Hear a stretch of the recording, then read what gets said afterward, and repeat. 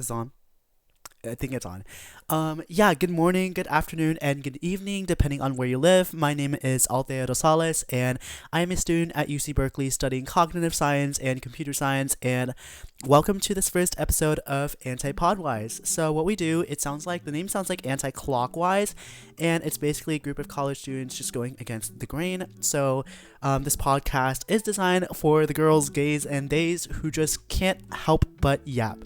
So if you can't help but yap, if you want something to yap about, you can do it here. Go to bit.ly/antipodwise form to get started, and I'll contact you for details as soon as possible. So let's get right into it. So finals. We've all heard of them before, from high school up until college. Maybe for those of you watching in grad school, maybe you guys have finals. I don't know yet, but finals are something that we have heard of before. Maybe it's a final project, maybe it's a final presentation, or traditionally it is an exam testing you on what you learned this semester. And I only took two finals, but oh my god, those I think were the most stressful finals that were like tests of my life. I mean, those were the only finals that had tests, but those were like the two most stressful finals of the entire first semester.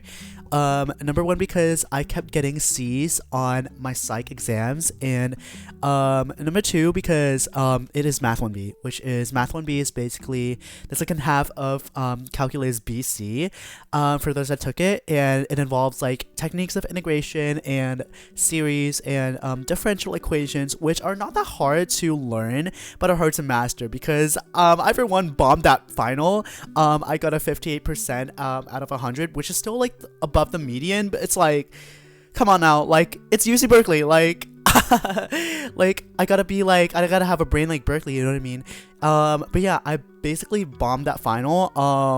The one where it talked about like the series solution, stuff like that. Surprisingly, I did good on, even though like I doubted myself all the time. While one problem that has like rate in minus rate out, I did so bad on that, and that's how I failed it, and I was like 2 points short of like passing it with a D, although like I don't think at Berkeley like you can pass with a D, but like if you mean like failing as in like getting an F or like below, I was like basically 2 points short, but that's okay. And then for psych, I got a solid B. Like it's not bad. I wish I could have gotten an A, but then again, I switched my major from psych to cog sci, so I don't think I would have like locked in because of that, but I don't want to like make an excuse or anything. I'm just saying that like I think like it's because like that I switched from psych to cog sci that I stopped like fucking like locking in as much, because it wasn't really a requirement anymore. And then I have another class called R4B, and it's basically the second half of the reading and composition requirement.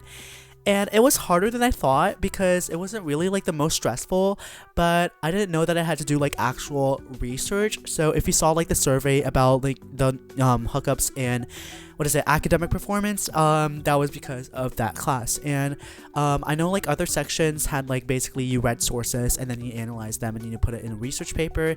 I had to do like actual research for that, and that was pretty stressful, but at least I'm done with it, and I'll probably get an A, manifesting.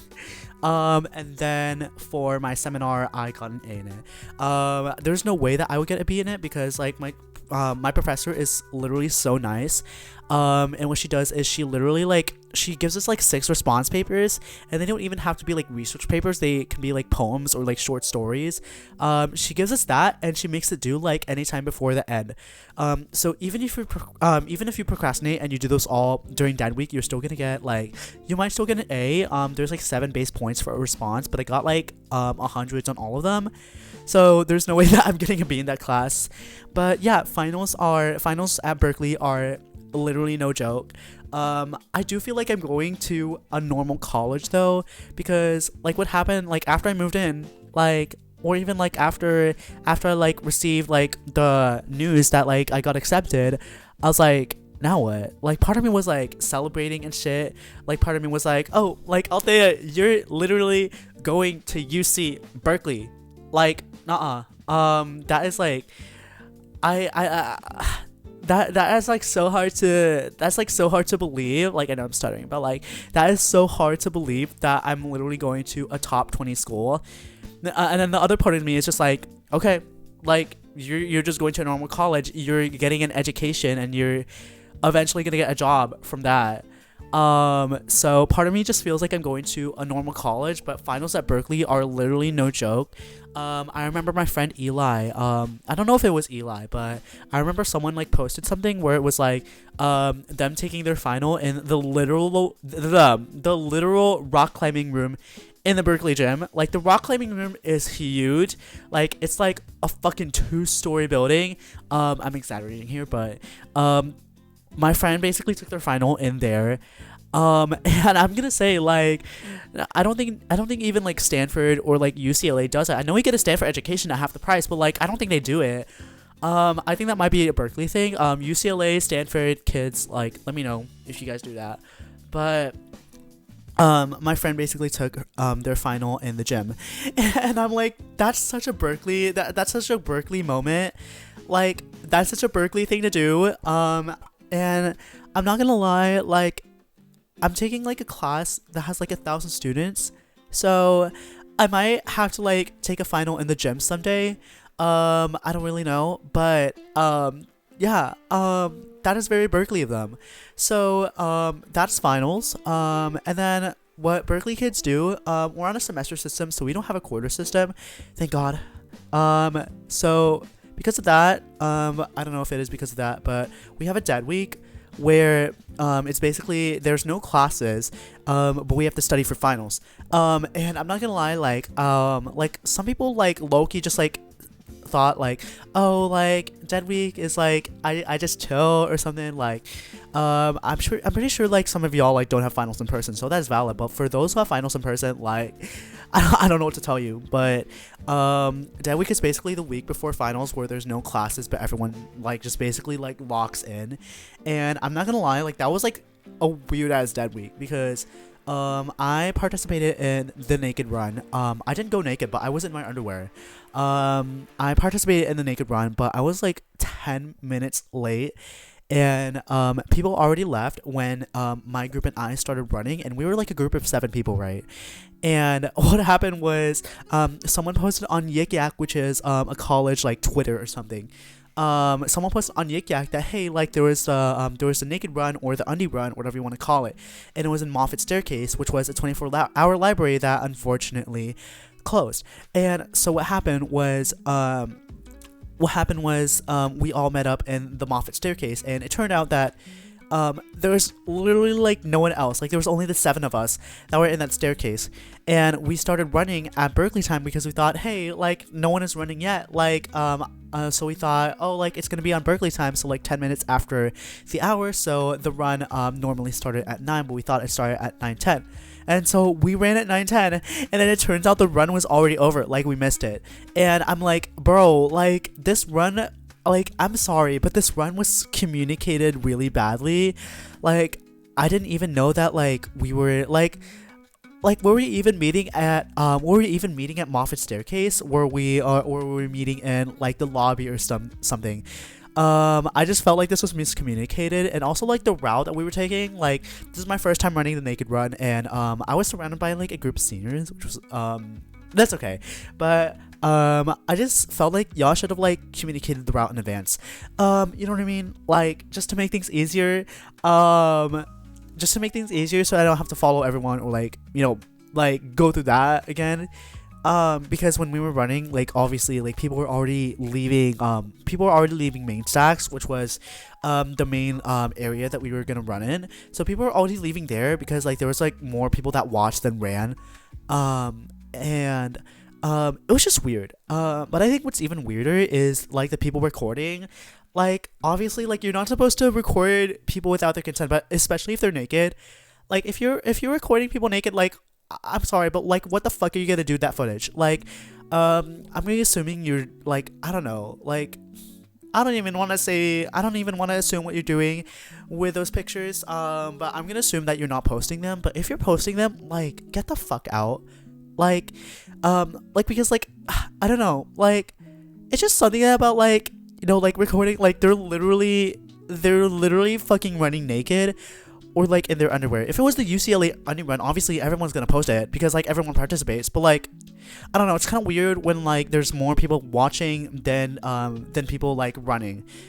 And I just feel like it's like less fun that way. You know what I mean? Like, it's fun to run naked, like, or in your underwear, like the week before finals. But if everyone participates, like, I felt like that would be like more fun. You know what I mean?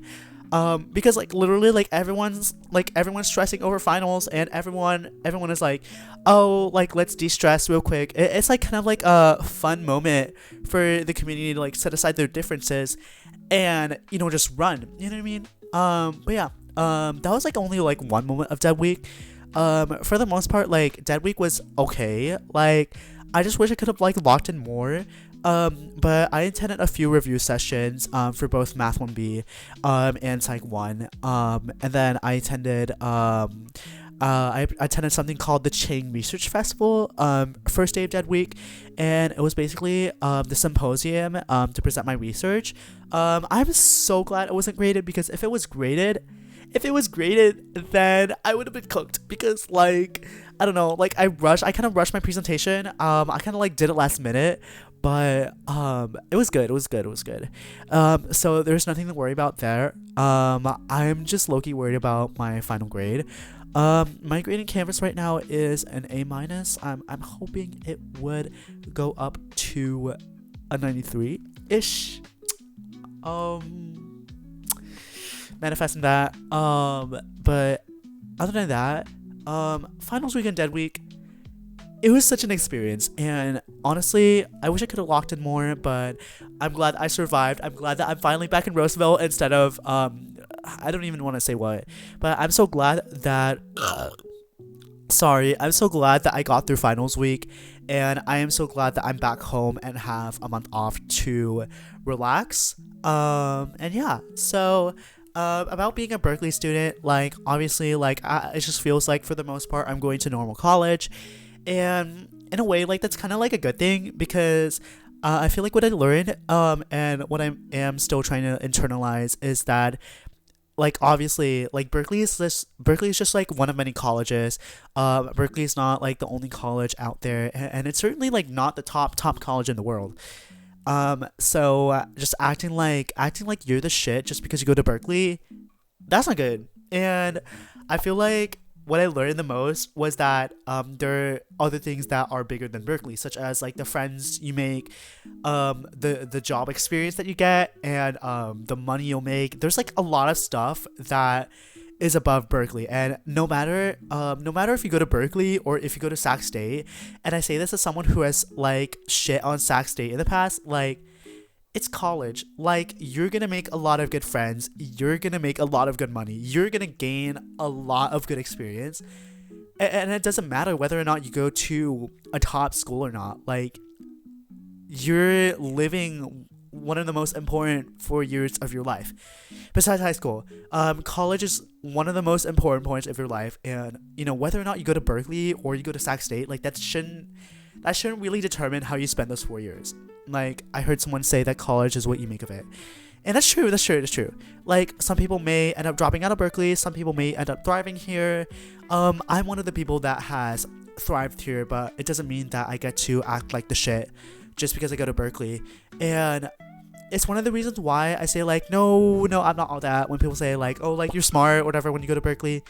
Because like, I say to people like at the club, hey, I go to UC Berkeley, where you're from, they say like what college they're going to, and then when I say that I'm going to Berkeley, they say like, oh, like shit, you're so smart, and I'm like, no, oh my god, I literally failed my exams. But other than that, like, I'm not all that. Like, I appreciate it. I appreciate the compliment, but I'm not all that. There's a lot of things that are bigger than my college. And I need to learn to act like that. And I think like that's it. But I think like what I also learned was that like you're gonna be like academically and socially humbled like all the way through. Like, I know I was socially humbled at the beginning of the year. And I especially was academically humbled on that final. But you're gonna be academically humbled, especially if you go to a school like Berkeley, because I got a 3.9 GPA ish when I was in high school, and then I failed that final. So it's a really big difference. Unless you're like naturally really really smart, like Einstein smart, whatever. But you're gonna be academically and socially humbled, like especially if you go to college out of state, or even like out of your area. Like you might be used to this type of culture, and then be shocked when you see like people acting differently. Like just learn to like adapt to your new environment is what I would say. But that shouldn't come. I feel like that shouldn't come at the expense of like being yourself as well. Like obviously like not everyone's gonna like you, and honestly like sure you do have to like there's some things about you that like you need to grow, and you need to change for the better. But that doesn't mean, like, I don't know if this makes sense to y'all, but that shouldn't really mean that you need to like just throw the old you away. Like just like continue being yourself, because again, like there's like not everyone's gonna like you, and eventually like you're gonna find your group of friends anyway. I know I have a group of friends already. I fucking love them, especially Kat, Leong. I fucking love them. And their entire group, like they've been with me since the very start. And I'm really fortunate to have them. But for those that are still like looking for friends, or for those that feel like they're stuck, that feel like they can't make any friends, just know that like time time heals all wounds. I shouldn't really I know it doesn't apply to everyone, but everything's gonna work out for you, and you are gonna find your people, and you are gonna be the best of friends. I will be actively manifesting that for you as we speak right now on this podcast. Everything's gonna work out for you. And that also applies like not just friends, but also like the college you go to. Like I got rejected from Stanford, I got rejected from UCLA, I got rejected from Pomona, I got rejected from UCSD, UC Irvine, and literally everywhere else. Like don't act like the college you don't go to, especially for you seniors, don't act like the college that you didn't get accepted to. Like don't act like you're a complete failure because you didn't get into Stanford. And I said this before, like college is what you make of it. Like even if you end up at Sac State, you're still gonna have a good time there. And honestly, like I feel like even if I don't know how I got into Berkeley, because I'm gonna be honest, I genuinely don't know how I got in. I procrastinate all my PIQs and shit like that, and I feel like I could have done more, especially to get into UCLA and Stanford. But at the end of the day, like if it was meant for me, it was meant for me, and I know that I am already thriving here. Not the way that I expected to, but like I am thriving here.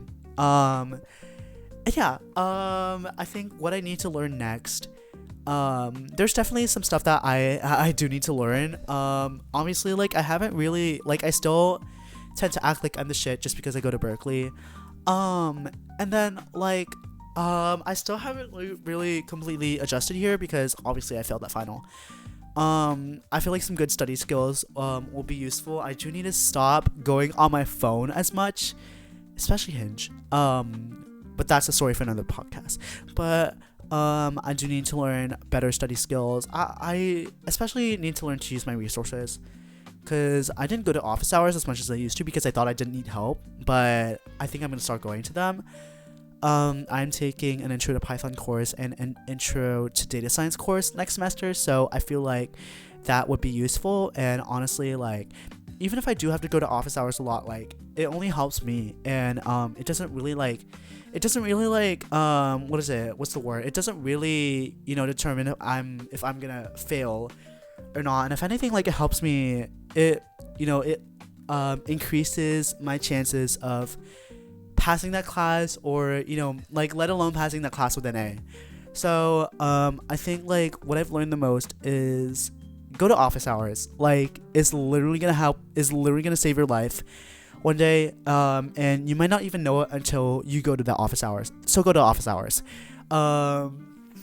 there's a lot of things I'm excited for. I'm really excited for just like those 2 classes, because not only are they towards my majors, but also like I'm excited. Like, it's about coding. Like, I'm literally like, I love coding, but I don't have that much coding experience. So this is my chance to actually learn how to code.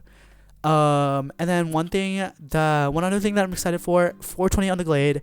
It's where everybody on the Glade, which is the grass area in front of the library, just like lights up some weed and shit, and everyone just like chills. And especially because like it's near Easter, like that shit's gonna be big. And then this podcast, obviously, like, again, like, if you want to just yap here, like, you can literally fill out the form in our bio. And then I think I don't think there's anything else that I'm excited for, except for like all the new experiences that I'm gonna make next year. All the new friends, just basically everything, like all the highs and lows. I'm just willing to experience everything. Also, estrogen. I'm gonna be taking estrogen next year, and I'm really excited for that because I'm gonna grow tits. And then like it's something to do with mood. Like, I heard that from my doctor that like most people like get mood swings, and honestly, like, I shouldn't be excited for this, but I am excited because like I've been feeling like an emotionless break since I was born. I don't know, like testosterone really like does something to you, and I'm so excited to feel everything again. And also like I want to be like one of those pretty girls, like not just because like not because I'm comparing myself to them, but because like estrogen like really does something to you. Like, it morphs, like I heard like it morphs your face and like your whole entire body, and I just feel like I feel hot, but like not as the gender that I'm supposed to be, you know what I mean? Like, I feel hot as a boy but not as a girl, and so I want to feel hot as a girl. So I'm really excited for that. And yeah, that's basically summing up of the first semester of college, and I'm really excited to take on my second semester at the UC Berkeley. Like, oh my god, just saying I go to UC Berkeley, like, that shit feels so unreal, even though I'm already like kind of like settled in. Like, Althea, you go to UC Berkeley. Like, let that sink in for a second. Like, if you're ever feeling like you're down in the dumps or something, and you go to a good school, just like state the fact that you go to a good school. Like, if you go to Stanford, say I go to Stanford. Like, I don't know, like, just like there's like this feeling of like, I don't know if I should call it like catharsis or something is the right word, but it does feel good to remind yourself. And then lastly, there's some shit I did in 2024 that wasn't really great. And then so I just want to apologize, to kind of like end this episode here. This is a podcast about going against the grain, but sometimes that can lead to really terrible stuff that that obviously isn't right. And then so I just want to apologize if you're listening to this right now and I've made you uncomfortable in any way. If you're watching this and I've hurt you in any way, then I am really sorry for that. I am trying my best to become a better person every single day, and one of the things I do is I don't really tell myself that I'm a good person or a terrible person. I leave it up to the people, because I think that like whether or not I'm a good person depends on your experience with me, and if your experience with me is bad, then I apologize for that. I really do hope I can make amends with you in the future. If not, then it's okay. I don't really what's the word? I don't really expect forgiveness. I don't really expect anything. I just want to apologize, because if anything, like, admitting you're wrong is like really the first step to moving forward. So if I've hurt you, if I've made you uncomfortable, or if I did like any bad thing to you, or that might have change change your perception of me in any way, then I'm really sorry for that. And yeah, I hope that's clear. And yeah, this is the end of this first episode of ANTIPODWISE. I'm really excited to see how the series goes.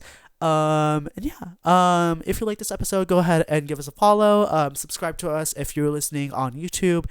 And yeah,